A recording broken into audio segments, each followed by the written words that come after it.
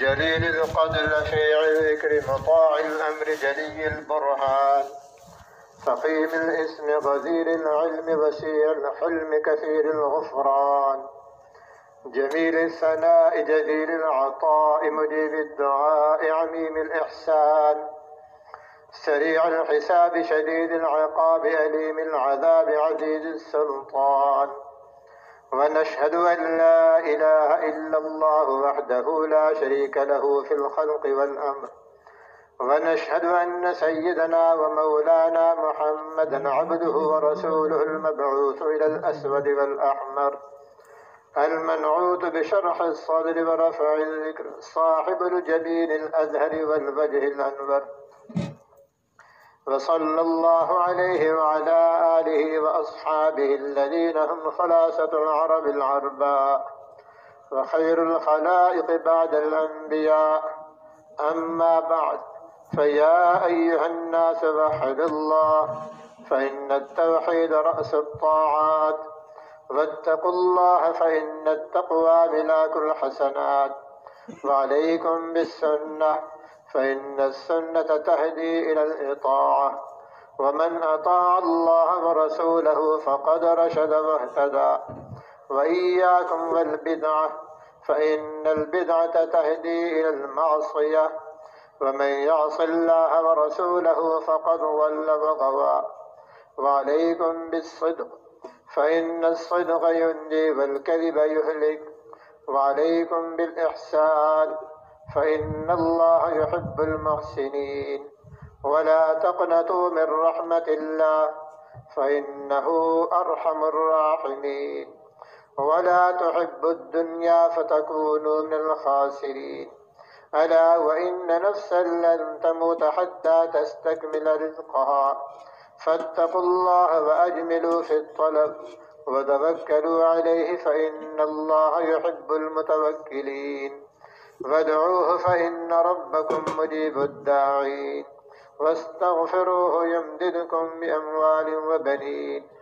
أعوذ بالله من الشيطان الرجيم وقال ربكم ادعوني أستجب لكم إن الذين يستكبرون عن عبادتي سيدخلون جهنم داخرين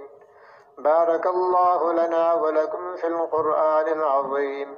ونفعنا وإياكم بالآيات والذكر الحكيم أستغفر الله لي ولكم ولسائر المسلمين فاستغفروه إنه هو الغفور الرحيم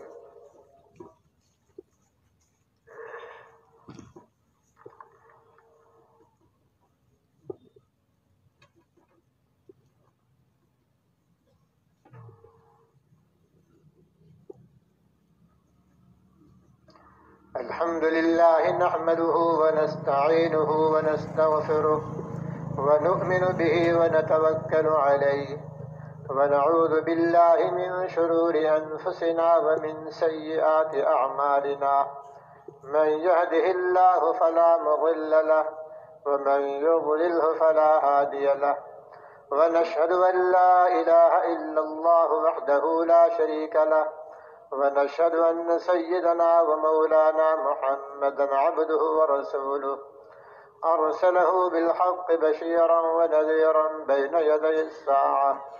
من يطع الله ورسوله فقد رشد ومن يعصهما فإنه لا يضر إلا نفسه ولا يضر الله شيئا أعوذ بالله من الشيطان الرجيم إن الله وملائكته يصلون على النبي يا أيها الذين آمنوا صلوا عليه وسلموا تسليما اللهم صل على سيدنا ومولانا محمد عبدك ورسولك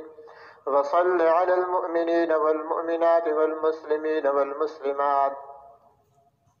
وبارك على سيدنا ومولانا محمد وأزواجه وذرياته وصحبه أجمعين قال النبي صلى الله عليه وسلم أرحم أمتي بأمتي أبو بكر وأشدهم في أمر الله عمر وأصدقهم حياء عثمان وأقواهم علي وفاطمة سيدة نساء أهل الجنة، الحسن والحسين سيدا شباب أهل الجنة، وحمزة أسد الله وأسد رسوله رضوان الله تعالى عليهم أجمعين. اللهم اغفر للعباس وولده مغفرة ظاهرة وباطنة لا تغادر ذنبا. الله الله في أصحابي لا تتخذوهم من بعدي غرضا، فمن أحبهم فبحبي أحبهم، ومن أبغضهم فببغضي أبغضهم، وخير أمتي قرني ثم الذين يلونهم ثم الذين يلونهم. اللهم انصر الإسلام والمسلمين، اللهم أعز الإسلام والمسلمين، اللهم أيد الإسلام والمسلمين، اللهم انصر الإسلام وأنصاره. اللهم من أراد بالإسلام والمسلمين خيرا فوفقه كل خير واجعلنا منهم. اللهم اغفر لنا وللمؤمنين والمؤمنات والمسلمين والمسلمات، وألف بين قلوبهم وأصلح ذات بينهم، وانصرهم على عدوك وعدوهم. اللهم ول علينا خيارنا ولا تول علينا بذنوبنا شرارنا. عباد الله رحمني ورحمكم الله، إن الله يأمر بالعدل والإحسان وإيتاء ذي القربى وينهى عن الفحشاء والمنكر والبغي يعظكم لعلكم تذكرون. فاذكروا الله يذكركم وادعوه يستجب لكم، ولذكر الله تعالى أعلى وأولى وأجل وأتم وأهم وأعظم وأكبر. سفد الصلاة.